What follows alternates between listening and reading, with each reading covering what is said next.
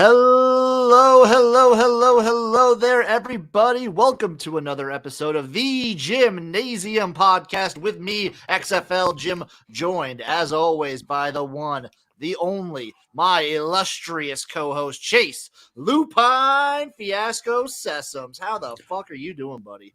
Man, why do I always feel like when you say illustrious, you're talking specifically about my beard and not me? It's a little bit of both. You are Okay. illustrious, but your beard is like immaculate. If I said immaculate, then that's your beard. Illustrious is you. It's your looks and your personality combined into one. You know, saying immaculate and using the same word that they use to describe the conception of Christ makes me feel pretty good.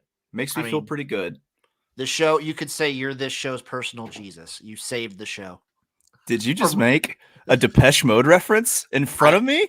I may have just done that for you. I'm glowing. I'm gonna be glowing all show. I love it. We're starting off fucking strong here, folks. I don't want to sound like a queer or nothing, but I think Depeche Mode's a great band. Depeche Mode is a great band, and I think you were talking about this, that anytime you're in a conversation with someone who you don't want to be, just keep bringing only up. Talk about Depeche Mode. Only talk about Depeche Mode. Talk about the old D mode. It's like as far as like the conversation, like they'll try and steer out of that right away. But yeah, oh yeah, cool. I checked out a couple albums, but it wasn't really my thing. Yeah, but I mean, you've heard "Enjoy the Silence," right? I mean, you've heard that. You know, it's like all I ever wanted, all I ever needed. You know the song, right? Depeche Mode. And then eventually you can get to the point where you're just saying Depeche Mode over and over and over again. Yeah, because really, I'm gonna be honest. I don't know the name of a lot of their songs. You just gotta say that Depeche Mode song. You know, just Depeche Mode. They have that. They have a feel. They have a vibe. When I talk about how much I love Depeche Mode, I'm really talking about two songs: "Enjoy the Silence" and "Personal Jesus." That's all I got, quite honestly. But it's enough to consider me a fan, a super fan. Maybe not, but I'll talk about them to get someone the fuck away from me. That's all you really need. So let's just break down. We're going to start with the NFL. Let's break down this week's action. We're taping this. I'm going to say recording this, streaming this during the Sunday night game. I believe the Chiefs are up 10-0 right now. I don't have the game on in front of me. That's just the last I saw it. Let's go through them. We're going to start with the Thursday night matchup. We're going to go in chronological order. I'm sorry, but Dallas, the Cowboys 27, Saints 17. I think your Saints are kind of in a rough patch right now. You froze. It ended in patch, so I think you're saying rough. Yeah, rough I was saying your Saints are looking like they're in a rough patch. Oh, you weren't talking about Dallas. You're talking specifically about the NFL team nearest and dearest to my heart. Yes. Okay. Yeah, we are. Yeah. I don't know what we're gonna do, man. Well, it's gonna help when we get Kamara back. That always helps a whole lot when you know like one of the best players in the NFL is actually in the lineup for the day. I don't know what we're going to do at quarterback. I don't think Taysom Hill's the guy. Maybe like this could be a Russ situation where he needs to like play himself back in the form. But you were even talking during the preseason that Taysom wasn't looking great. Yeah. I mean, he hurdled that guy and that was awesome. But hurdles don't put points on the board. I think we kind of know what Taysom's role is in this offense. And it sucks because it was looking so hot with Jameis and then just the injury just fucking killed it. Yeah, and then they just gave Taysom Hill a weird, stupid extension that's like so many years, and he gets more money if he's the starting quarterback and less money if he's not. And it makes me worry about if they're going to bring Jameis back next season or not. I think Sean Payton has like a love issue with Taysom Hill. I think that's pretty well documented at this point. Yeah, his forbidden love for a young Mormon boy. They probably soak from time to time. They just soak. Just Mormon soaking. Good old-fashioned Mormon soaking. Dallas looking good with their offense, though. I'd still consider the Saints defense pretty legit. Saints defense is pretty legit, and it kind of helps the Dallas, you know, they're kind of where the Saints want to be next week, which is they finally got all of their shit back. They got CeeDee Lamb back, which really helps. Was Amari Cooper out for this one? I can't remember. I believe he was. They'll get they'll get Amari Cooper back off the COVID protocol, protocol list, the COVID protocol, and so that will continue to help. So, yeah, I mean, they're by far the best team in the NFC East. Of course, that's also not saying much. Watch out for the Fighting Taylor Heinekes of the Washington football team on a 4-game winning streak, sir. It's actually a good point. I take it back. I immediately retract. Let's actually talk about that one next. Washington football team 17, Vegas 15. You don't see a 15 very often. You don't see a 15. That's a little fun with football math. I just gotta say, I know that he's an NFL quarterback, and that doing this shouldn't be really hard for any NFL quarterback. But were you kind of surprised that when Derek Carr threw that Hail Mary from like the opposing 45 that it actually made it to the end zone? I was surprised. It was like when you see those 60-yard bombs, you only can think of like 4 to 6 quarterbacks that like you're confident that will make that throw. And one of them is not Captain Jack Sparrow. No, like Carr is not one of those guys. Like when you think Derek Carr, you never think rocket arm.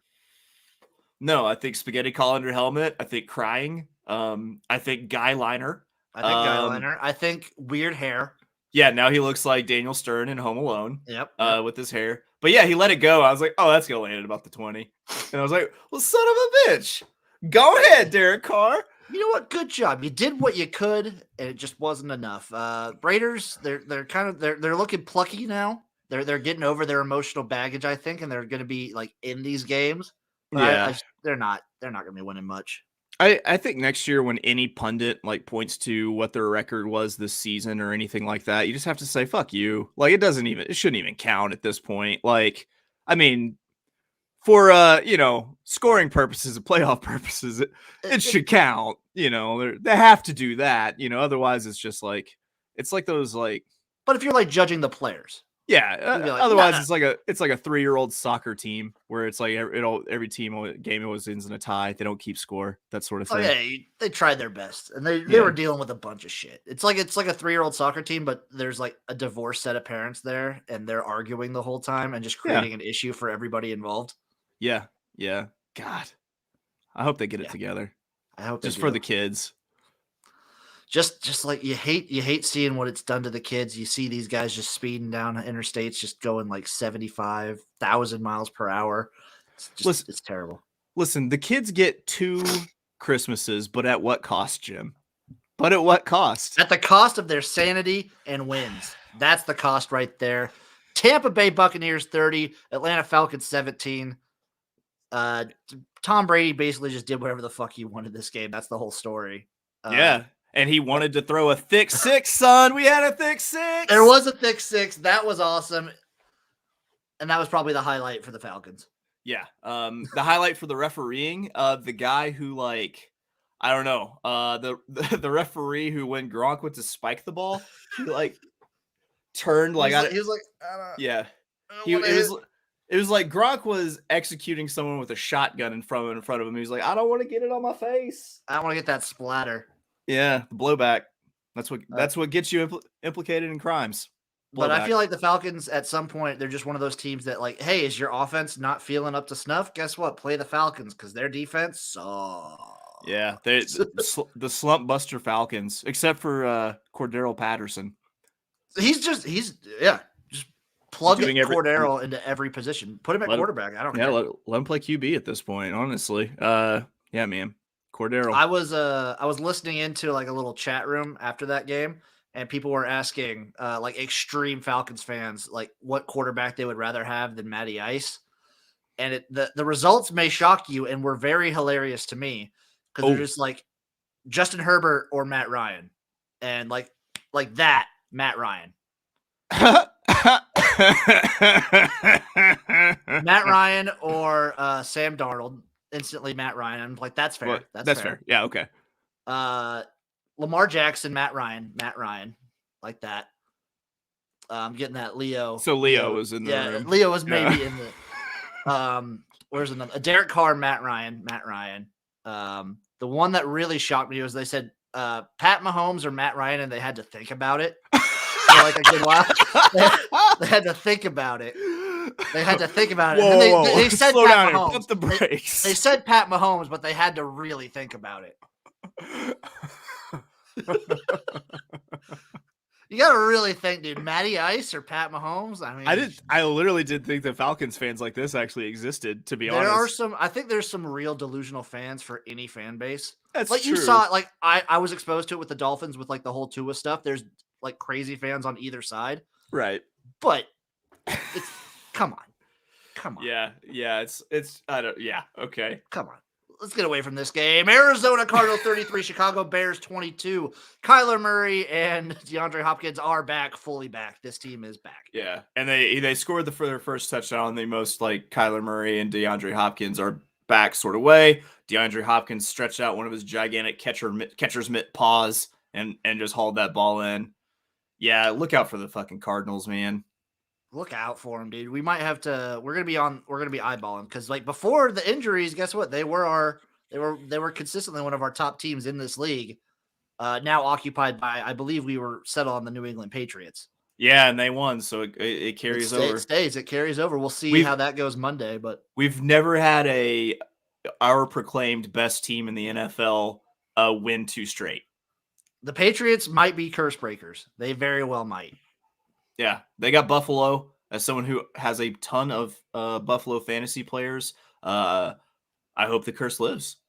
Yeah, I hope so too. I hope for your also it does. It also, I mean, for the fact that it's the New England Patriots, I hope the curse lives. I hope so too, because fuck the Patriots forever.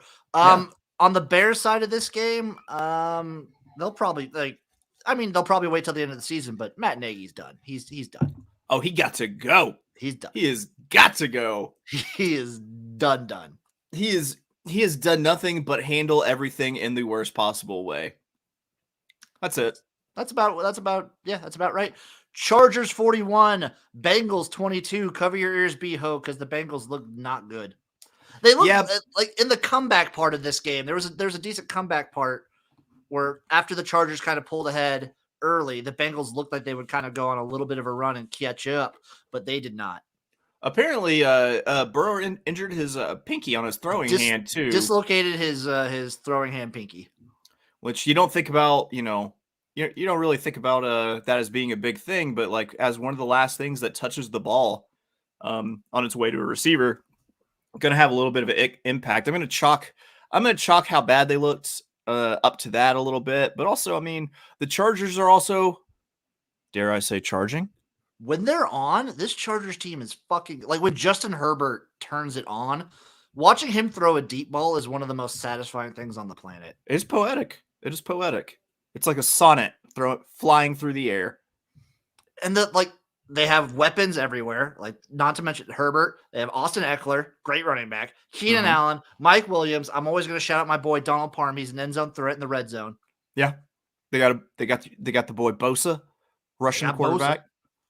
Fucking, this is a scary team. This team, if they're charging, watch out. Man, I got to think that like maybe 1 or 2 draft class from now, they're going to be like a legit Super Bowl contender. Dude, I can definitely. If they can retain the pieces, I mean, Keenan Allen's old as shit at this point, but he's still balling out consistently. He's still balling out, and then if he has years like this where he's not nearly as injury prone as he's been in the past. Yeah, that's also pretty helpful. The way you're sitting right now, one of my buddies who watches the show texted me the other day, and he was like, do you ever get Jim's microphone envy because his microphone is so large? It looks so much bigger, but I'm like, here I am. I'm back here. The microphone is right here. And then the camera is like right here. There's a little bit of forced perspective there. Yeah, you're telling me that your microphone has dick pic forced perspective going. It definitely does. I'm a pro when it comes to like the dick pic perspective things to make it look like it's 8 inches long. Yeah. This mic, it's like a normal size mic. It's big, like the stand and everything is big, but it's just a normal size mic. All right, it needed to be talked about. It's like the size of my head. All about that perspective, baby. I'm sorry. Please continue with the NFL. Here's the game right here. Detroit 29, Minnesota 27. The Lions did it. They've done it. They won a game. Motor City, get wild. Dan Campbell is like, I don't know what he's doing right now, but watch the fuck out for Dan Campbell. He's having cry sex right now. Yeah, in a wrestling onesie, just getting busy. He's getting busy, crying tears of joy, and soon, I can't believe we did it. Oh my God. Hey, it's an incredible feat when, you know what I call it, run the table backwards. It's good to know that they're not pulling off that incredible feat this time. You don't want to be the team that loses to the team that looks like they're going to go defeated. Vikings probably just like, I don't know. They've played in nothing but close games all year. They're like the professional Nebraska team.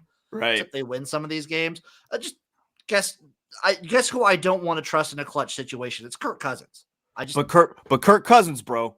But Kirk Cousins. That's my Leo impression, by the way. Oh, Kirk Cousins or Matty Ice. Matty Ice. Pass. I'm going Matt. Fuck, dude. No, he's just like, he's the most anti-clutch person I could think of. Kirk Cousins fucking stinks. He's got stats, but man, anytime you put any pressure on the guy, he's the opposite of mobile. He's the definition of a statue. The guy is not good. He feels like the Bernie Madoff of the NFL. Just somehow he's absconded with people's millions and millions of dollars. I don't know how anyone has ever thought to pay him that much money. He has the stat. Like, if you just look at his stats, he's like, oh, he's like pretty good. But you just see it's in like garbage time or it's just not in prime time. Like, anytime it matters, he just seems to choke under pressure. Yeah. The only like celebrity endorsement I've ever seen him do is for like I don't know. I think it was for like a bed company or something. And it wasn't even like a good one like Dak does. It was just like some like meh bed company. I was like, that's about right for you.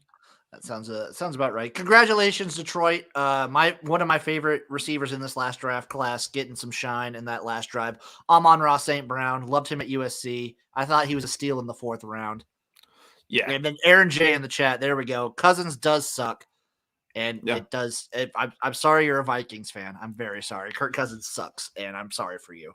Yeah, you guys might be the most heartbreaking franchise in the history, or not in the history of the NFL, but currently in the NFL.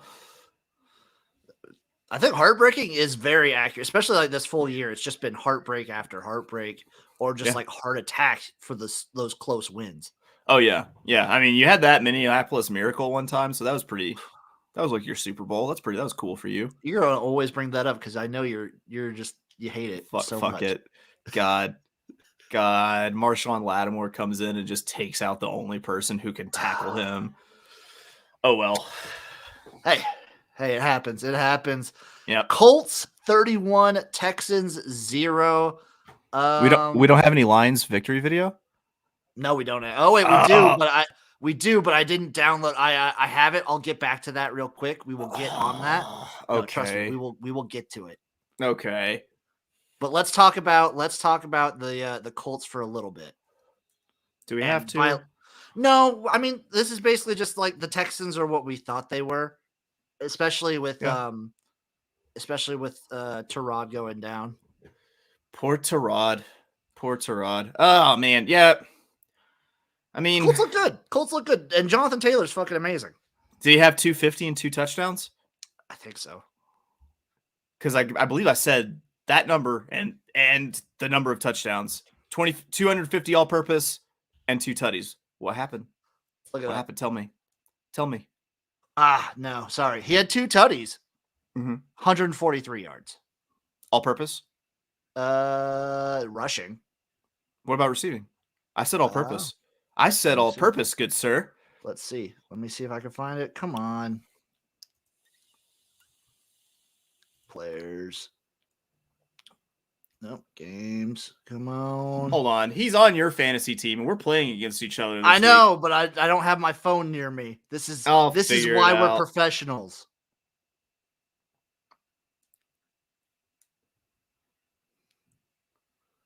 So what's 143?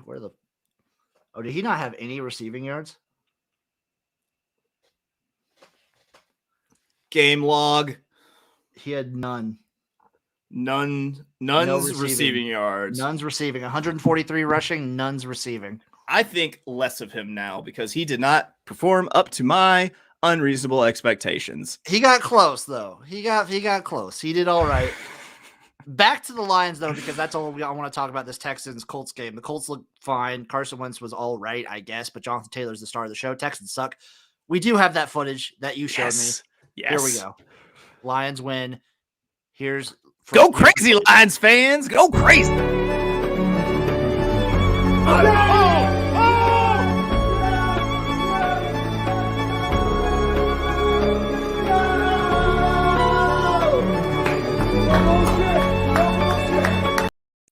Dag nabbit, friggin' connection. But yes, that is a video of a Lions fan, just like a whole house of Lions fans going nuts, going crazy, and just enjoying life. I think that was a dope house. Did you see how little furniture was in there? Actually, it could be like a content house, because have you seen like tours of like TikTokers and streamers and whatnot of what their homes look like? No. They have nothing. It's like you walk in, it's a big mansion, and it'll just be like, oh, here's this room of nothing. Here's a kitchen that's barely stocked. Here's my streaming room that actually has a legit setup. And then here's my bedroom, which is just a mattress on the ground. House rich, cash poor. Basically, but there's like 10 people living in this mansion it's like a 6-bedroom mansion. Ooh. But there's like 10 to 12 people living there. We should do that. We should do the BTV house. Yeah, I'll leave my family behind, and then let's do a BTV house. But instead of doing it in LA, let's just pick let's do it in, let's just say Scummy, let's just go Atlantic City. Ooh. I don't know if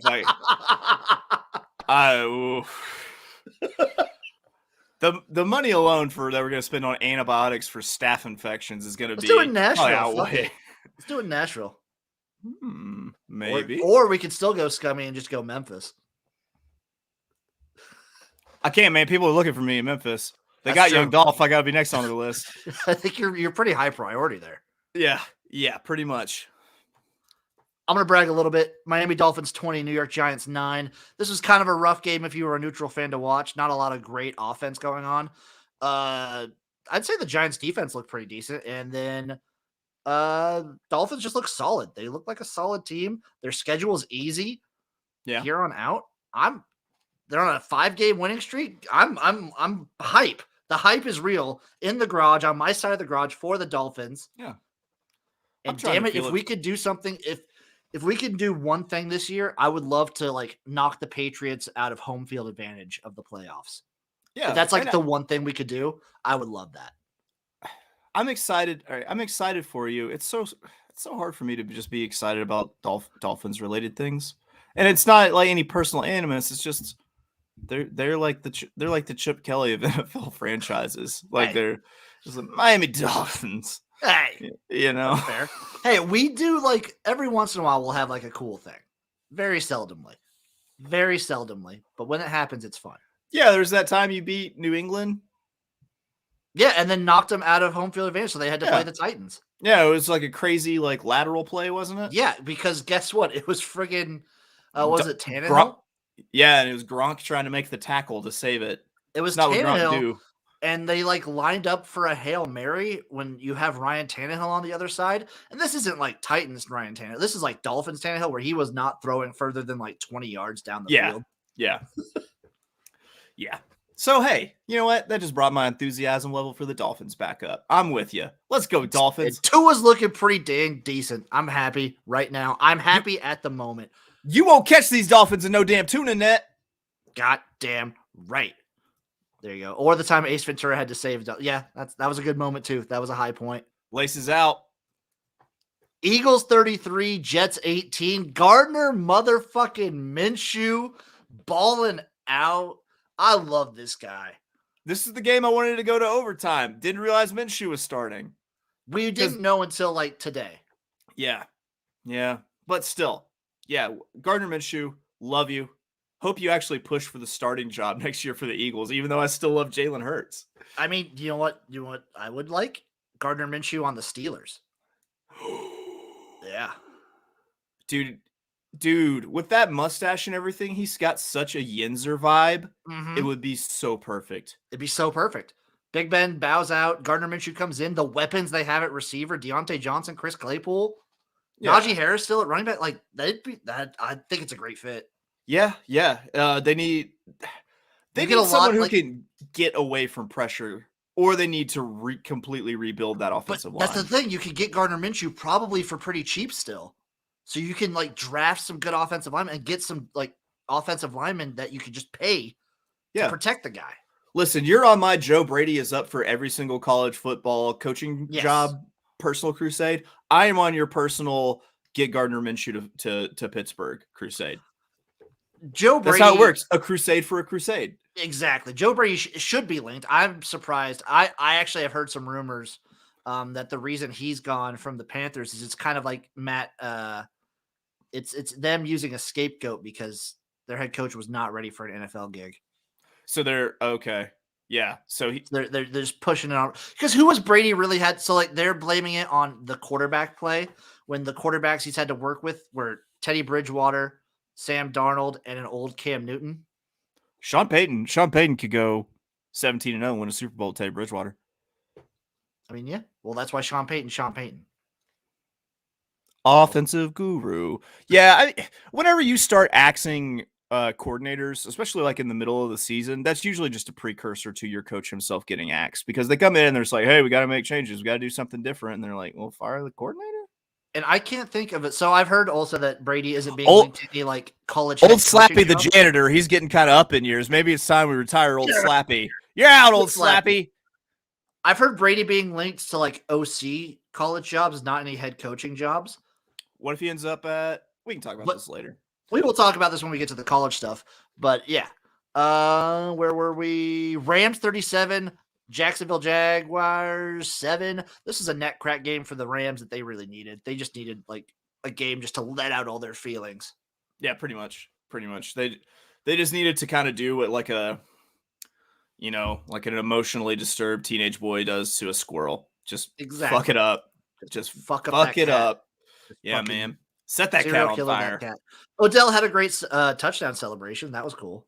I didn't see it. I saw he scored a touchdown because I got him on. He did the. I don't know if you ever played the Call of Duty Warzone game. He did the self revive where he fell on the ground. It was like he was crawling and then he was like gave himself an adrenaline and got up, like jolted himself up. That's pretty good. It's very apropos, considering everything that Odell has been through this season. I like it. It was nice to see. Got a sense of humor. I wonder if someone was like, you know what you should do, or for like weeks he's been like, you know what I'm gonna do. He's like, you know what I'm gonna do when I get that touchdown. Yeah, I got this plan. He's got a note. I bet he has a notebook. He's got like a notepad, a dream journal of celebrations. You old dirty Beckham. You old dirty Beckham. We were just talking about him. Steelers 20, Baltimore Ravens 19. This game was a fucking who wanted to lose this game more. Right. Apparently Lamar. I guess Leo's being proven right week in and week out recently. I got a bone to pick with Lamar, and that he is making Leo not look like a crazy person, which he 100% verifiably is. Yeah, we got another chat right here at the end. Odell Beckham Jr. is so overrated. I mean, kind of. I just think he's rated at this point. At this point, I'd say he's like appropriately rated. Yeah, I mean, he's been in Cleveland. He's been injured for a long time. I don't think we really know what. I really don't think that he's playing 100% up to his capabilities. I think if he sticks around in LA another year, might be a little bit. Might be like a renaissance year for Odell. It very well could be. And just Lamar, step it the fuck up. We need you to like really put Leo in his place. That's all I want more than anything. I don't care if you win anything. And if you're not going to do that, just show up to his house, ring his doorbell, and sucker punch him. Lamar. I would love if Lamar Jackson did that. Lamar shows up in Massachusetts. Ding dong, pow! And that would put him in my personal. And then he's MVP. out. He's ghost. He's on a private jet. He's out of there. He's got a helicopter. Investigators got no idea who did it. It's just like Leo's just crying on the couch, like I just opened the door and he hit me. If you want the twofer, then he can go pay Beho a visit and then like pee on his front lawn with some Louisville gear. Oh shit. I think Lamar is his own agent, so we could probably get this set up. We might have to message Lamar for this. Yeah, we also need to start a Kickstarter for this one. Oh, it's going to be pricey for that one. Seahawks 30, 49ers 23. Seahawks also needed a game like this to kind of like look good against what I still consider the 49ers decent opponents. I still consider them decent. NFC West, you're fucking drunk. Yeah, they are. This is always the NFC West. It's just like stupid shit like this happens because the Seahawks have been bad and the 49ers the last few weeks have been pretty good. Pretty good. Pretty good. Also, you have to consider that the 49ers are minus a Debo Samuel. They're minus their own Cordero Patterson. Yeah, and I mean, when you don't have the guy that will steal your grandmama's chain and ride off on your beach cruiser, hurts. It hurts big time. It does. That's a rough one. Ooh. Who are we talking about burning bag of dog shit here, Brandon Isaacs? I think that's what we're referring to, Lamar going to Leo's house and burning a bag of dog shit. But like the bag has a Louisville logo on it. Yeah. Oh, sorry, to Beho's lawn. It's actually it's a term that's been pushed through a Louisville Cardinal Play-Doh fun press thing. So it just kind of mushes out in the form of a Louisville Cardinal. Oh, the other cool thing is Adrian Peterson tied the rushing touchdown record. God. Because he got a rushing touchdown. What is that, 5 different teams that he's done it with? We've got Minnesota. We've got Washington. We've got Tennessee. We've got Seahawks now. Oh, he's with the Seahawks now? Jesus. Yeah, he did it in this game. That's crazy. That is crazy. Man. So Vikings, Saints for a year, Cardinals, Washington football team, Detroit for last year. Yeah. Then the Titans and the Seahawks. Is it sad that I did not even remember that he was ever a Saint? He was a Saint in 2017. So what was he? He was probably like an Ingram backup. Yeah. Jesus. No. Time flies. I don't think he was there a full season. He was there for probably like part of 2017. I think him and Sean Payton beefed. I remember now I remember him having like a yelling match with Sean Payton on the sideline. That gets you out of there. Yeah. So he is a absolute Adonis physical specimen. Like he could not play and then they could randomly call him up when he's like 45 and has his own barbecue joint. He'll be like, all right, I'll be there. And then he'll score 2 touchdowns. The only other person I can think of that could do it at that age is like Frank Gore. Yeah. He's got those like Jerry Rice genes that like, yes. I'm not saying he's Jerry Rice's son or anything, but it'd be cool to find out that he was. But, he's got those kind of like, just I can do this literally until I die sort of thing. I mean, have you seen Jerry Rice balling out against those male models while he's wearing the, Unleashing the Power of Copper with Brett Favre? He looks good. He looked good. He put the spin on that one male model hard. Okay, so the last bit of NFL, let's predict tomorrow's matchup. Patriots at the Bills. What's the score? Bills 27, Patriots 20. I'm going to say Patriots 21, Bills 17. I think the Patriots, their record stands. That defense is too fucking good. Unless, like, there is the scenario where Josh Allen just balls out. Like, that's kind of what the Bills need to have. That's what I'm hoping for, especially because I am losing to you by roughly 25 points right now. Yeah, but you've got, like, a bunch of stuff tomorrow, don't you? You have, like, they're literally all Bills, though. He is the linchpin. Yeah, but, like, even if they do, like, semi-decent, like, if they score 17 points, but Josh Allen doesn't turn the ball over ever, I think you still win. Okay. I like where your head's at. This is a shitty fantasy week for me. The person I played against beat me, and they had Dallas Goedert and Tom Brady both on their bench.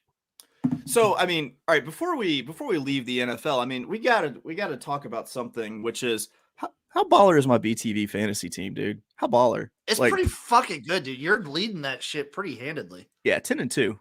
2. How you guys ever got the 2? I'll never fucking know. I forget who got them. The GCG. Yeah, because GCG. Mike had a killer start to the season. Yeah, I started 0-1 thanks to the GCG. Let's see. Hold on, I'm gonna figure this out. I am like dead in the. I'm in the back middle of the pack there. It's rough. I lost to the GCG. Oh, it's been so long. It's been, dude, and I lost forever. I lost to Beho's dad, who is in second place right now. Oh, there you go. I'm sure I've shared this. The one thing that I love about Beho's dad is that, you know, he's got one of those Twitter handles where it looks like Twitter definitely made it for him. And, you know, his last name is Howard. His first initial is T, and it's just THOWA. Well, every time I see it, I think he's Lexington's hottest rapper, Thoa. Thoa, come get you some. He got now the I want to hear in the Beho's trunk. dad rap. Ooh. I want to hear it. Yeah. Yeah, and we need a mixtape dropping soon. We need the Beho family mixtape. We need coming early 2022. The new mixtape from Thoa. We'll have to mention that to him tonight. The Thoa fam. I'll get someone to do beats for it. It'll be fun. It'll be fire. Yeah. Yeah, I mean, what else would it be? It'll be off the chain and out the yard. We'll have the streets bubbling. Damn fucking right. Bubbling. Yeah.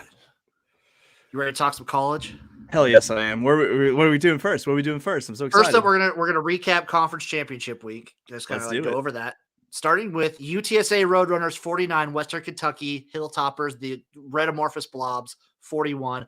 Meep bitches. This UTSA team is legit. They get the dub. They were down early in this game. They were down bad. They marched for the comeback and they fucking get it. The only team they lose to are your mean green North Texas badasses.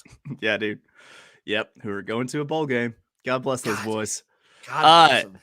Also, until I saw it tweeted the other day, I didn't realize that UTSA had a couple of ex-Arkansas coaches, one of which Barry Lundy Jr., who is one of the very few Arkansas quarterbacks to beat Alabama, also like a Arkansas high school football legend, and his father like an Arkansas high school football coaching legend, Barry Lundy Senior. I think also, like, not to take away from UTSA doing this, but Bailey Zappi, Western Kentucky's head coach, quarterback, on record pace to have the most touchdowns in the season. He's pretty good. He is pretty good. It's too bad. Also, sorry, Chase. Breaking news here. Breaking news in the chat. Aaron J. Oklahoma. They got Brent Venables. I saw earlier that I saw that he was like going to happen. It's top of the list, probably going to happen, but it's confirmed now. Brent Venables, OU.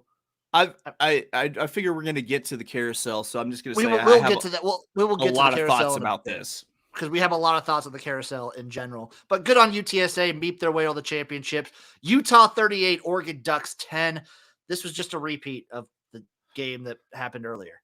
Yeah, apparently it's hard to beat a team twice unless you're Utah kicking the ever-loving shit out of Oregon 2 times in a row. Also talking about the coaching carousel, but maybe Cristobal's mind not fully in the game. Actually, I kind of think that has played into it a little bit with how they've played down the stretch. They might have kind of thought that he was ready to jump. It seems that way. We'll talk about that in a little bit because I have a lot of thoughts and opinions on that, on the fucking Miami shit. NIU 41, Kent State 23. NIU has done it. They went from worst to first in the MAC. Yeah, dude, and their Bruce coach I fucking love that guy. That big jolly man. He got it done, man. He gets so emotional in every win. Yeah, dude. Man, it's awesome. That's good for Northern Illinois, which I am dubbing Southwest Mish. Yeah, we could do that. I've dubbed them anti-Nebraska all year because they've won in like clutch scenarios where Nebraska has just lost in every single one of those scenarios. Right. And they still have an NU in the title. So they are anti-Nebraska and Southwest Michigan. And Southwest Michigan. There we go. Yep. Welcome Southwest to the Directional Mish family. Oh, we're going to be having I think every Directional Mish team, by the way, is in a bowl game. When you have like a directional, like when you have like a 2-direction, they're like a step brother. Yeah. They're like a stepson or foster son, either way. I'm pretty sure every Directional Mish is in a bowl game, though, which is when we do the bowl preview, you already know which way we're going to be leaning in that. Yeah. Baylor 21, Oklahoma State 16.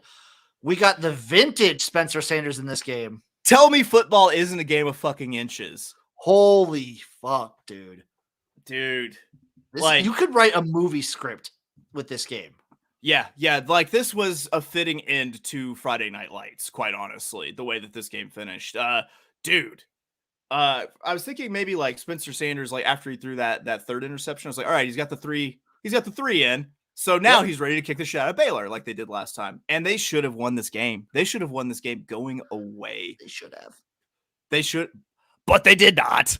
They did not. Spencer Sanders played like really bad Spencer Sanders, and I think he used all of his good juju in the Oklahoma game and then had nothing left. Also, I felt like Mike Gundy is at fault a little bit for this because there was some drives where the play calling was really questionable. Yeah, they don't go for it. The first time they get down there, they don't go for the touchdown. They kick the field goal. They get down there again. There's one play, I don't know, like the whole time he just seemed timid. And he's seemed very un-Gundy. He's getting upper. Yeah. Maybe he's suffering from low T as a man getting up in age. Now that he's not 40. Now that he's 50. He needs to when you think Gundy, you think risk taking, you think high powered offense, but like timid was the perfect word for it because they were just being a bitch some of these times. He needs to get those pills that like the Big Hurt sells and Doug Flutie sell that will get his drive back. I think so. That's what we need. We help need his urine stream, get his drive. We need back. a Cialis induced Mike Gundy. Yeah, Cialis induced Mike Gundy taking a bath on a bathtub on a cliffside. Yes, taking an ice bath on a cliffside. Oh. That will bring Oklahoma State what they need. They are now 0-1 in Big 12 championship games. Man, you're the good one. You're the good one. Instead, we've got Sexual Assault Bible University winning the conference. Yeah, no, fuck Baylor. But good job, Baylor. You look good. Utah State 46, San Diego State 13. Another worst to first sort of story. Utah State was in shambles when their Gary Anderson part 2 sort of thing was happening a couple years ago. Blake Anderson's turned this shit around, and they're looking good. What's their deal with coach's name Anderson? It just works for him, I guess. This just in. Morton Anderson hired as the head coach at Utah State. I believe they went Blake Anderson to Matt Wells they went Gary Anderson to Matt Wells, back to Gary Anderson to Blake Anderson. They tried a non-Anderson experiment. It didn't work out. It worked really well because he went 11-2 and then he went to Texas Tech. Yeah, that's a good point. All right, whatever. Maybe they just need to kick the Anderson habit. They need to get on Anderson methadone. Yeah, they really do. Good job, Utah State, San Diego State. I mean, still a good season. Louisiana 24, App State 16. We were both on the wrong side of this one. I thought this would be a little different with Louisiana's coach not really being there. Yeah, but I mean, they look good. The thing is if you've had a good coach for that long, they're going to be fine for the next couple seasons because you have a foundation that was built by him. You have players who have that same mentality that a good coach leaves around. They're probably going to hire someone who kind of like fits the same mold, and they're going to be fine. I thought that App State defense was a little bit more legit, and I guess, I mean, they kept it close. They had a chance to come back and tie it late, but okay, way to go, Raging Cajuns. Yeah, I mean, home game for the Cajuns. Good job on them. They looked friggin' awesome. Dude, I feel like if you can't just get even like the cheapest of neutral sites for your conference championship game, it feels like a war crime. That's yeah. Yeah. I feel like that's going to tie. I feel like that might tie into the next game that you're possibly going to talk about. It very well could be. It is Alabama 41, Georgia 24. Not the one I was thinking, but nope, yes. It wasn't. Oh. No, but that game, travesty. I'm already on the conspiracy theory that Georgia threw this game in order to get 2 SEC teams into the playoffs. That's cool. I'll take my plus 250 on this one and run. You did. Yep. You got that one. Good job. Yep. Because you know what? Georgia gonna Georgia. And with this loss, I believe in their first however many games, Kirby Smart has the exact same record as Mark Richt. Okay. And they've won the conference the same amount of times. You know what's great was when Mark Richt left that job and then took the Miami job, he just turned into evil Mark Richt because he grew a goatee. Yep. Like he 100% that was awesome. He 100% looked like the evil doppelganger. He just needed like an eye patch to go with it. Mark Richt was a good coach for a really long time. The problem was like he was up against like Florida in its heyday. Urban Meyer, Florida. Yeah, he had Steve Spurrier at South Carolina. You had a much stronger Steve Spurrier. You had a Tennessee team where. Speaking of which, though, Steve Spurrier, South Carolina, the last team from the SEC East to beat Alabama. Yeah, because he's the old ball coach. That's what he does. And I mean, and then also during that era, you had Tennessee, who like it wasn't a dumpster fire yet, but people were pouring lighter fluid on it. It was getting ready to go fully ablaze. They were stacking the trash up and pouring the fluid on, and then Butch Jones kind of he lit the first match.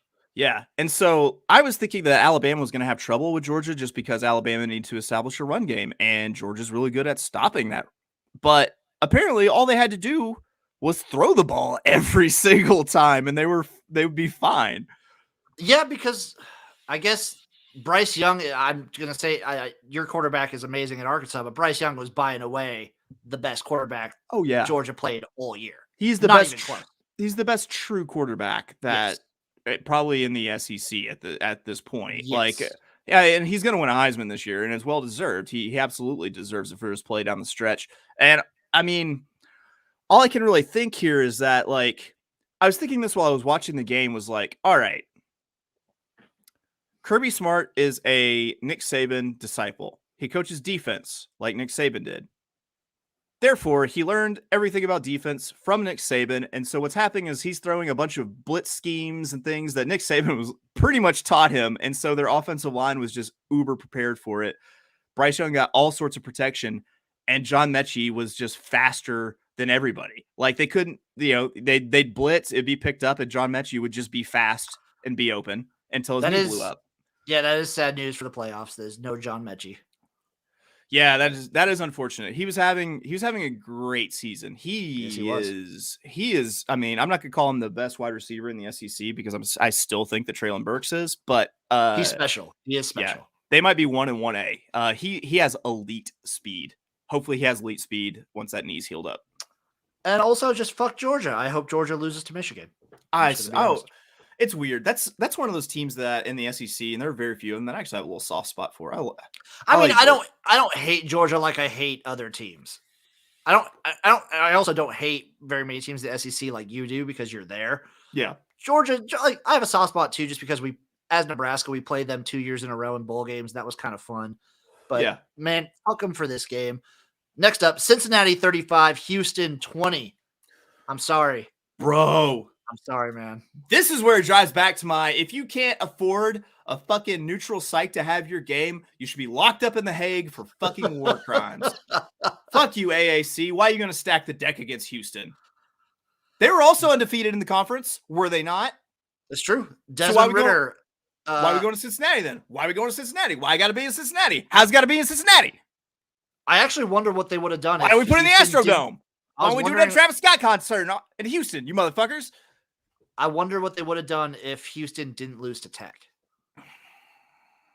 They still would have put it in Cincinnati because they probably would have still put it in Cincinnati. A good neutral spot would be doing the Titan Stadium. Yeah. Can we retroactively do that? No, we can't. Are you Desmond sure? Ritter finishes his career at Cincinnati undefeated at home. I hate Cincinnati. I kind of like Desmond Ritter. He's a dad. Why do you hate Cincinnati? Because they're in Ohio. I hate all of Ohio. You know what? Every part of Ohio. That's fair. Ohio's split into 3 regions. The Cleveland region, the Cincinnati region, and the rest of it, which I just call fucking dirtbag Ohio. I drove through Ohio once, and I was like, these people usually pick our president? It usually comes down to these people? I wouldn't trust them to choose between Hardee's and Captain D's. I said it. Yeah, the answer is Hardee's. It's always Hardee's. It's always Hardee's. By the way, it is always Hardee's. But yeah, Ohio's I can't think of a single sports team I like from that state. I was a fan of the Bobcats. Like I like Ohio University just because Frank Solich was coaching there. But now that he's not, I hate Ohio. Yeah, fuck it. I was rooting for Pitt just because I want them to crash the playoffs, but that's about it. Yeah. I've been saying for weeks that I didn't think that Cincinnati was as good as they appear. And I'm going to go ahead and just publicly eat crow and say I was wrong. Because they beat a really, really good football team in Houston. Like, I feel like that's going to get lost in the mix of how good of a season that Houston Dana Holgorsen had. did at Houston. Yeah. Yeah. I believe I said this on Twitter, and I really mean it. I hope that this does not impact Dana Holgersen's ability to hit his quota selling 03 Toyota Tercels down at the used car lot. I think if anything, this might let him hit the road early and start selling, start doing the Christmas. let him get into the liquidation. I think so. All 03 Tercels must go. How much do you think it would cost to get Dana Holgersen to actually do like a used car commercial? I don't know, like $50. Okay, we can manage that. We can make this happen. Pitt 45, Wake Forest 21. Kenny Pickett had a fake slide in this game. That's so dope. That is so dope. Awesome. That is so awesome. That is such like a. That's something you could do once, and it's so fucking cool, but you can never do it again because you're just going to get destroyed. Yeah. The question is, how many targeting penalties do you draw for the rest of your life after that one? I mean, if you ever because I take his head. If it's me the next time and he starts to slide, I take his fucking head off. Yeah, same. Yeah. But damn it was cool, and I fucking love that he did it. It's like, oh, you preyed on me, caring about your safety. Yeah, you're dead. Well, it's like that one guy who did the fake fair catch. I mean, bastard. I'm sorry I brought it up, but if I was on a team and that happened to me, I'm just drilling him next time. You're getting blowed up, brother. Next time I don't care if it's a penalty. I'm gonna headhunt you. Yeah, dude, absolutely. But good on Pitt. This game was pretty entertaining for the most part, and then Pitt just started pulling away. Good fucking job. That's all I'm going to say about that. Good season. Really wish you wouldn't have lost to Western Michigan. But guess what? If you're going to lose to any team, make it a directional miss, and I'm going to be. Yeah. I'm still happy. Why not lose to the best, right? Right. Damn. Okay, so scratch that. I wish they wouldn't have lost to UNC. They didn't lose to UNC. Who's the ACC team they lost to? I'm not sure, but it was not UNC. They beat them in overtime. UNC had a chance to win. They lost to Miami. Gross. I wish you would have. It's all about the U. Really wish you wouldn't have lost to Miami then. But it's still a good season. Michigan 42, Iowa 3. This game. Hey. Did you see Iowa versus Wisconsin? This is basically this, but a better version of Wisconsin.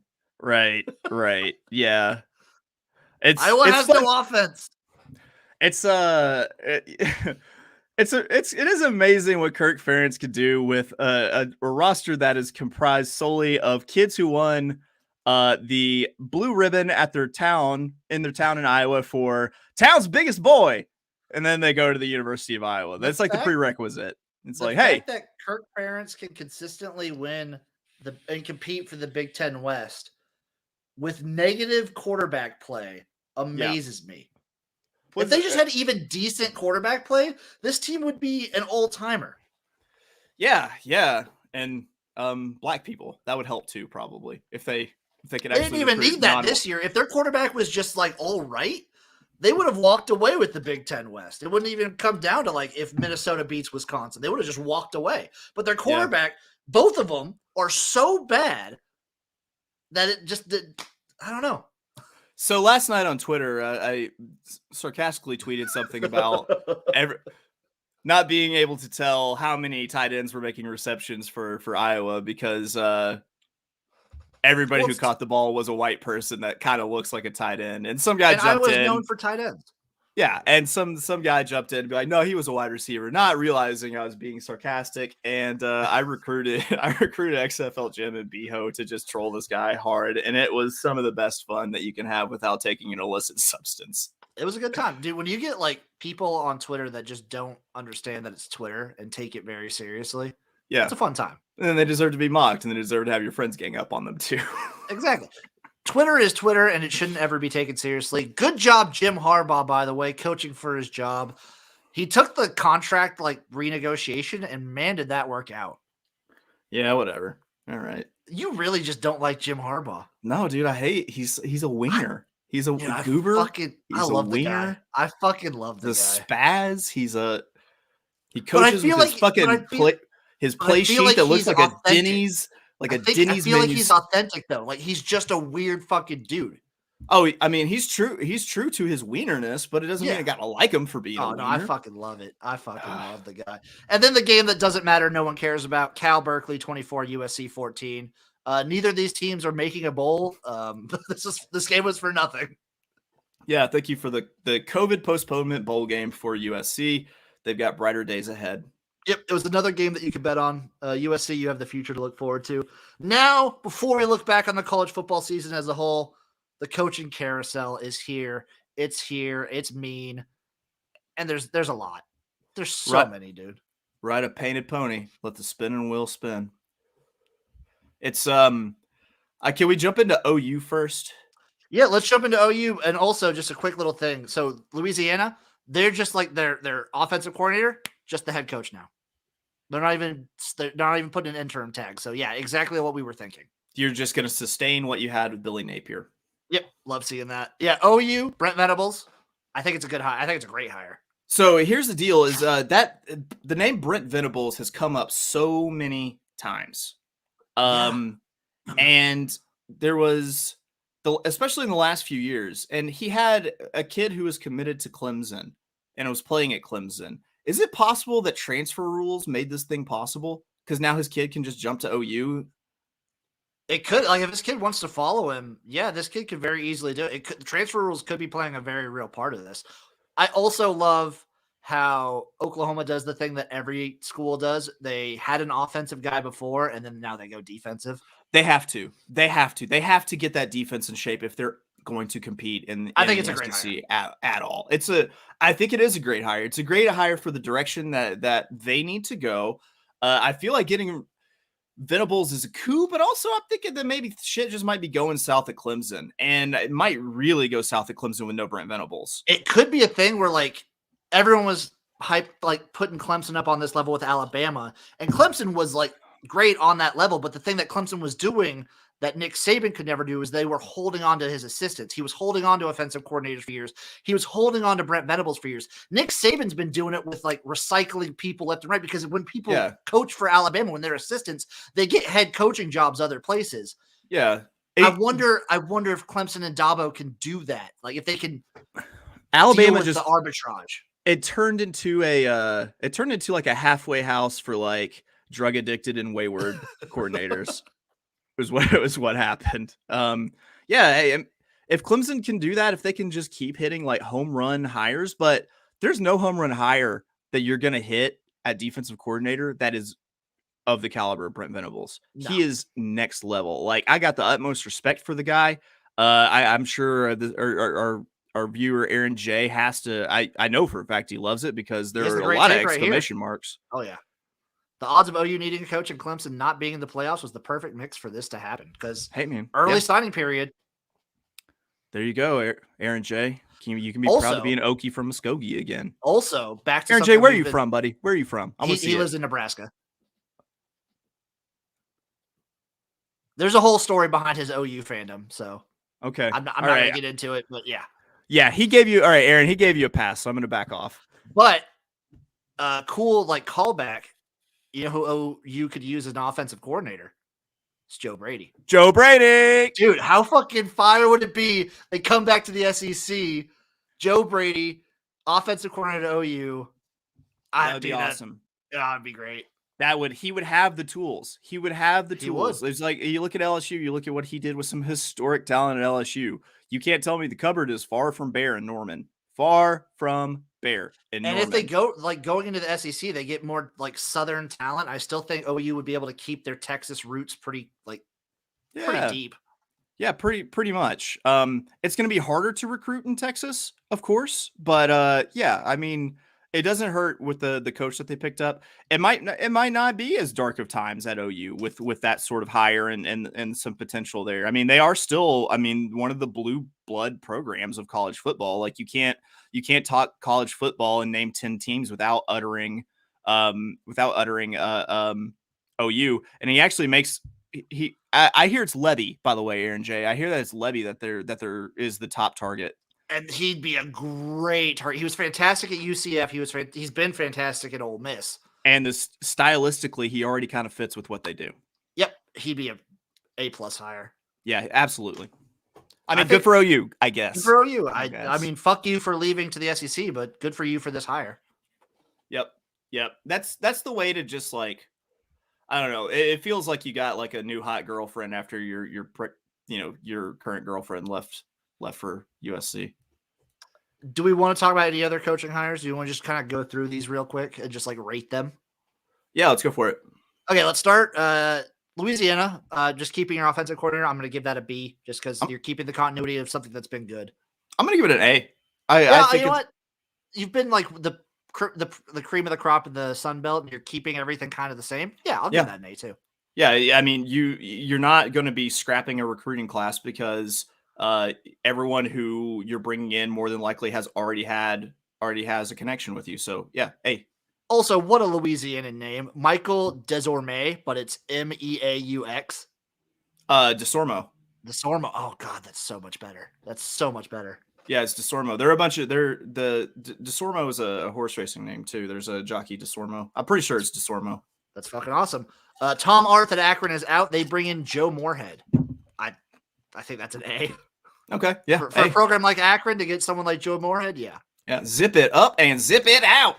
Marcus Freeman at Notre Dame. I love it.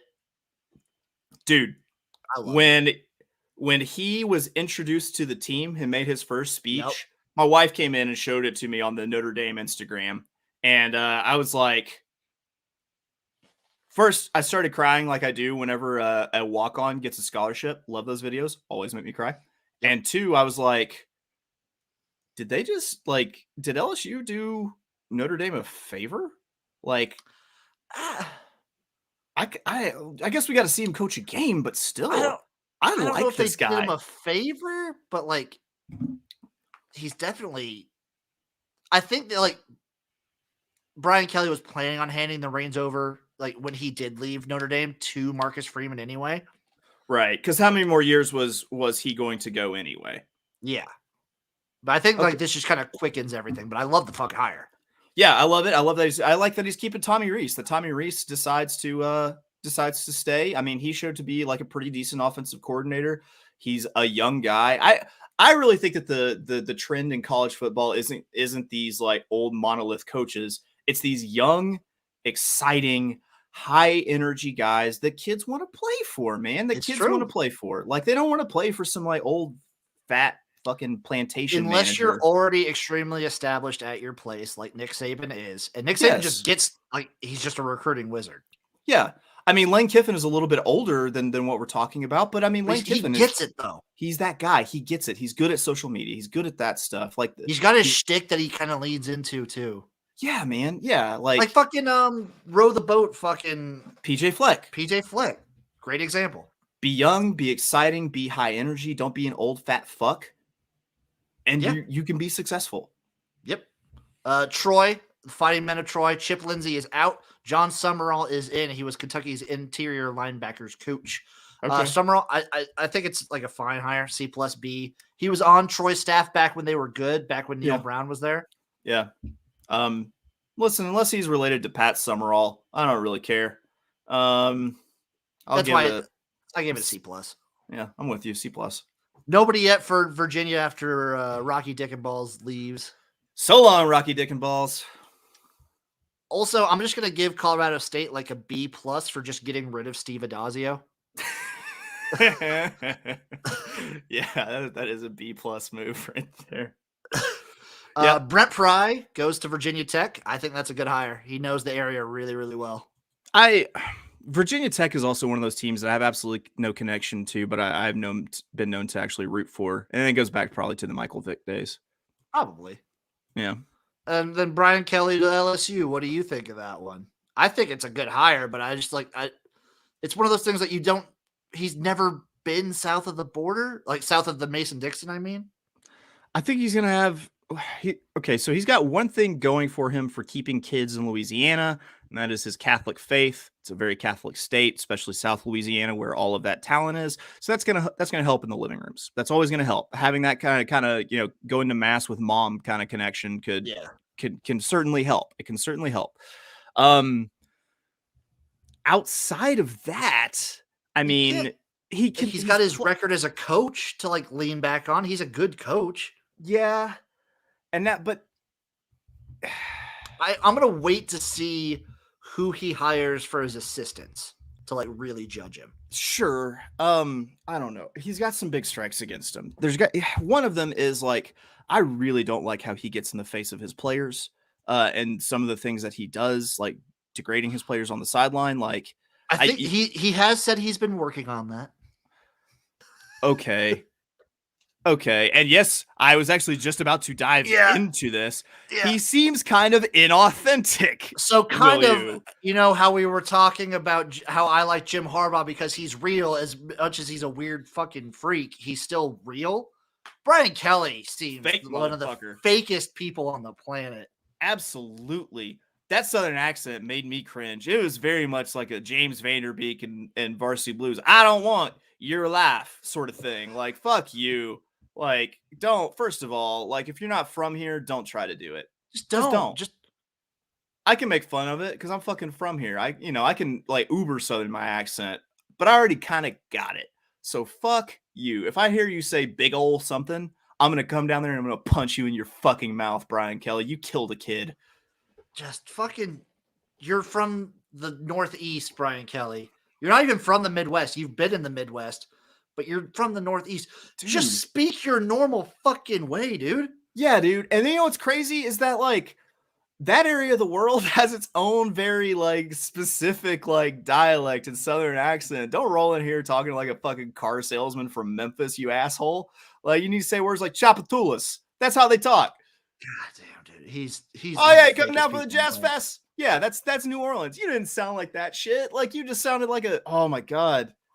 You sound like someone got Hugh Jackman to play, like, I don't know, like Huey Long in the Kingfish story, you fucking asshole. Another version fuck Brian Kelly forever.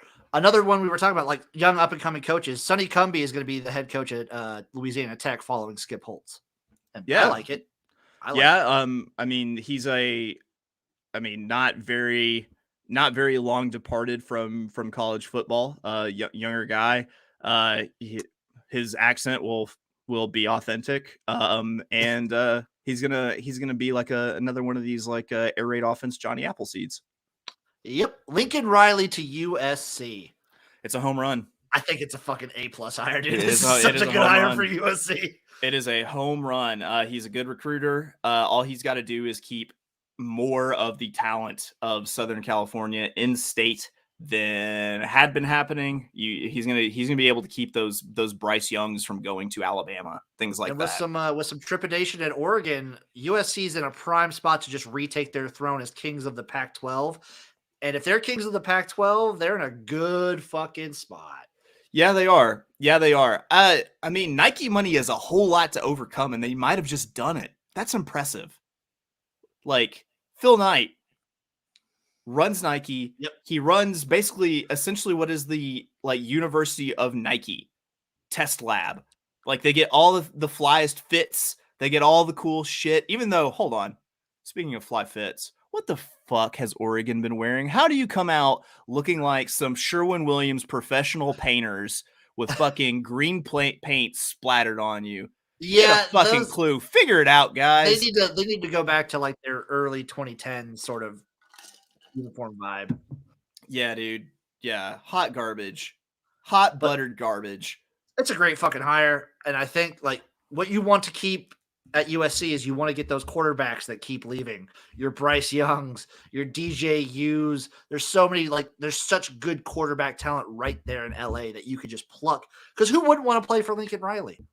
Right. As a quarterback. Right. And the other thing is, like, he's not a huge personality. Like, I don't think that you are going to get outshined by Lincoln Riley at any point. He's not the star. It's his like Heisman winning quarterbacks. And who knows, it could get USC to a point where they're actually Like I remember when Pete Carroll was at USC and USC was really balling out. Yeah. There were kids from Little Rock who were leaving to go play for USC.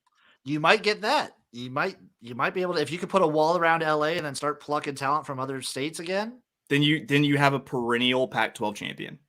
And guess what? You're going to a conference where you still don't need to play that much defense. Yeah. All you have to do right now in Southern California is out-recruit Chip Kelly.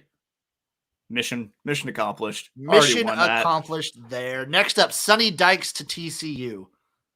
Okay. Yeah. I think you kind of know what you're going to get. You're probably going to get a better version of SMU. Yeah. I mean, yeah.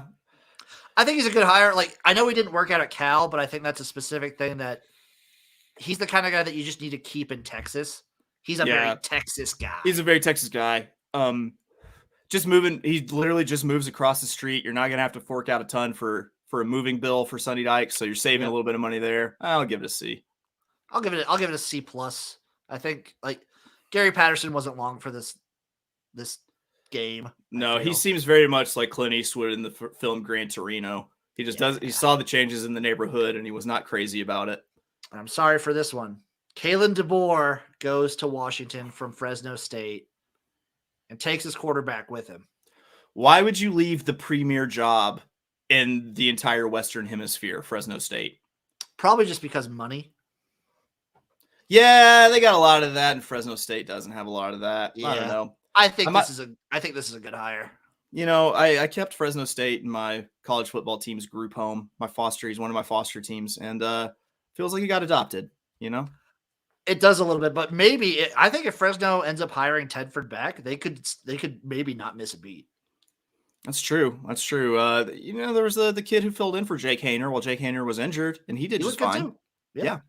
I mean, it's not dark days, and no. I mean, it's Fresno, so you still got all that meth. Exactly. They'll always have meth in Fresno. I think this is a good hire for Washington. Yeah, it is. It is. I mean, you look at what he did. People kind of shit on his first season at Fresno, but it was the COVID year, and he did not get to have like an off season. And as soon as he does have an off season with his team, he's like 9-3, nearly 10-2. Almost goes into Oregon and gets a win. Blasts Chip Kelly, blast Chip Kelly in Pasadena. It's a good hire. It is a great hire. You've already got, you know, central to Southern California roots coming, you know, after you've been recruiting at Fresno State for 2 years. Love it. SMU gets Rhett Lashley, Miami's offensive coordinator. Another just big Texas guy. You mean touchdown Rhett Lashley from Springdale, Arkansas? I do. He's a good coach. I also fucking hate him because he is the utmost of a Gus Malzahn disciple because he played quarterback for Gus Malzahn at Shiloh Christian in Springdale, Arkansas. Like high school, like classic. Yeah, like he has been the right hand man to Gus Malzahn for a really long time now. So kind of fuck his face, but also way to go, Arkansas, for quietly this is taking a over house the world. divided situation. Yeah, kind of, but it's my brain. Billy Napier to Florida. I like it. I like it. I don't know if he knows what he's getting himself into though. Like, I don't know if I'd say would I say Billy Napier is a better coach than Dan Mullen? You've built a long-lasting, successful Sun Belt program. That's worth saying something, but also you did it by just staying in the Sun Belt for much longer than anyone typically stays in the Sun Belt, it would seem. You know, those are constantly like stepping stone jobs. So I mean, I give him props for staying. Yeah, sure. All right. So Florida's got just unrealistically high expectations. They have unrealistically high expectations, so that's why they're just constantly. They're going to cycle through coaches until someone hits the gold. They strike me as like Texas in some respects. Or even let's look at what Tennessee is doing. It almost seems like they could be they're like Tennessee, like, you know, but just a 10 years behind. Yeah, it very well could be. The expectations of Florida, like, Dan Mullen is what? He's a year removed from an SEC East champion. Maybe it's the recruiting classes for him. I just don't know why they outed him. So, like, obviously, Dan Mullen seems like the opposite of someone that you could get along with. Yeah, he's very much got like a fuck you, buddy. Kind of. Yeah, he seems like one of the vibe. most abrasive people on the planet. Yeah, So which maybe is Billy. kind of why I love him a little bit, to be honest. I don't hate him. I don't know if I want him to be a coach of my team, but like, it's like the boosters were like, okay, he's gonna come here, and the first season he's gonna recruit a Dak Prescott, and then we're gonna have our Dak Prescott, and we're gonna win a championship because we're not Mississippi State, and didn't work out like that. No, it seems like, I mean, for the love of God, like Kyle Trask. Yeah. Like you saw what he did with Kyle Trask. Like just give the guy some fucking time to do something. I mean, I'm going to give the hire a B minus. I'm going to give the hire. I would give it like normally a B, but I think the fact that you're following, like, I think Dan Mullen's probably maybe the better coach. I'm going to say B minus. Yeah, B minus. Jerry Kill to New Mexico State. I'm going to just New Mexico State getting any coach that has a name, in my opinion. Like Jerry Kill wouldn't leave New Mexico State, too. Yeah, just make sure you pay for his seizure medication prescription. I like it. Jack Dickert, Washington State. They're taking the interim tag off. Love it. Yeah. Dickert the coacher. Clay Helton. It's Dickert the kicker. You get it? That's fine. That was fine. Yeah. Blasting right through that one. Clay Helton to Georgia Southern. I like the hire. Yeah, I mean, and what's going to happen is that he'll have a decent season or two at Georgia Southern, and then he will go to a bigger conference. Yep. Jim Mora to UConn. Okay. I mean, you're UConn, so I'm going to give it an A, but like. Yeah, I wish they hired OG Jim Mora. I'm talking diddly ploo Jim Mora. I'm talking playoffs Jim Mora. God, that's a home run. You're like, hey kid, I'm here. I'm Jim Mora. I'm here to recruit you. You know who I am. You see the YouTube clips. You say playoffs. You see me say diddly poo, right? That's me, Jim Mora. Don Brown to UMass. I like the hire. I have no idea who any of these people are. Well, Don Brown, he was the DC at Michigan for a while. Recently, he was the DC at, I believe, Arizona State. Yep. Okay. Sorry, Arizona. But like, great. He's been like a known defensive coordinator for a while, and then people like him. He's from the Northeast, so I like the hire. Yeah, well, okay. I'm gonna give the like an NA or like an incomplete because I mean you're going. How much better can you make UMass? It's just no matter what you do, like, yeah. It's Taylor. It's true. It's true. There's not much you can football really rich Massachusetts. So that's like the coaching carousel right now. We're at the end of the regular season. We're at conference championship. The only game we have left until bowl season is the Navy Army game, which you would appreciate Navy winning that. We're going to be back in Navy for that one. Yeah, let's go. Go Navy, beat Army. Need you to hit that 5 wins. Because the way that the conference championships, I wanted them to play out. They did not play out well for me. I needed Houston, I needed Oregon to hit my preseason futures bets. Big hand to this big galoot, Jim. Called Pitt as the ACC champion, and the odds were juicy. That was a good one. Good job, buddy. I took a year off in 2020 with my futures. I think I got every futures bet I made last year wrong. But 2019, I had LSU to win the Natty. This year, I had Pitt winning the ACC. I'm feeling good. Yeah, man. You are a prognosticator. You are a crystal ball seer. I'm feeling good. What did you think of the season as a whole? Great season. This is going to go down as probably one of my favorite college football seasons ever. Same. This was fucking – and my team was shit for most of the season, and I had a blast. This was fucking amazing. Yeah, I want something chaotic to happen in the playoff now because it feels like the fitting end. Like the season seemed too awesome for Alabama to win a national championship. You know what I mean? It did. To be Alabama again. It did seem too awesome for just Alabama. You know what? Guess what? Alabama's never won back-to-back. So that's true. That's true. I mean that would make actually is that true? I think I don't know if that's 100% true. I just know he's never had back-to-back undefeated seasons. I think it is. I think it might be. I think you're right. I'm going to go with they've never won back-to-back national championships. Yeah, and if we look it up and we're wrong, we'll just come up with a reason to. That's even more so why I want my perfect scenario is a Michigan Cincinnati national championship where Cincinnati beats Michigan and Jim Harbaugh gets a little embarrassed on Yeah, and then I have all sorts of like internal conflict of I don't know what to do for that game. I might watch professional bowling instead. I know many people, like this is just anecdotal, but I know plenty of people that if it's a Georgia Alabama rematch, they're just not going to watch. That's fair. I understand it. I do too. I'll watch. It'll probably be a banger game, quite honestly. I'll watch, and hopefully it'll be an awesome game. Because the last time Georgia and Alabama played in the national championship, it was fucking awesome. Like maybe 2017 was awesome. Yeah, that was one of the most epic college football championship games you'll ever see. Well, like the playoffs too. Like you had Alabama Clemson, which was an awesome game, and then like Georgia Oklahoma. The Rose Bowl, that game was fucking awesome. That was because Baker was feeling himself in the first half, and then Baker Mayfield. I would say also Mr. Stoops. That defense was just bad. Yeah, it was. That was one of the historically bad Big 12 defenses to make the championship or make the playoff. Yeah. I mean, I'll watch it. I hope it will be a banger. Part of me thinks that also that Alabama could just kick the ever-loving shit out of Georgia again because they had them so figured out. I don't know what other tricks Kirby Smart has. Kirby Smart doesn't seem like the kind of guy that has like a bag of tricks. That's that. Yeah. Deep. And if he has a bag of tricks, he got them from Nick Saban. Yeah. But yeah, this year, loved it.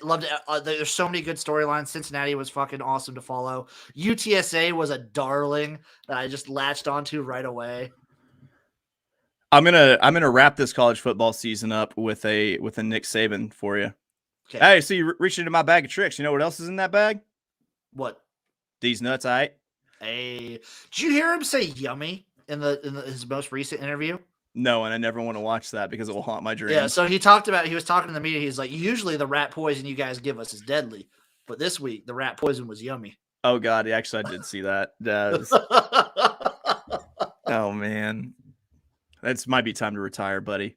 When you said yummy, Nick Saban saying yummy, yummy gate, the yummy gate at Alabama. It's like we hired one of them LGBTQs. We gotta get him out of here saying yummy. Good fucking Lord. But yeah, college football, awesome fucking season. We're going to leave with you guys talking about a couple other leagues. We had CFL. We have the Grey Cup in front of us literally a week from today. It's the Hamilton Tiger Cats, the home field team, playing against the Winnipeg Blue Bombers. Our Rough Riders just couldn't get it done today, Chase. Couldn't do it. It was a fucking awesome game, though. But you know what? They'll be back next season, and they're going to stop.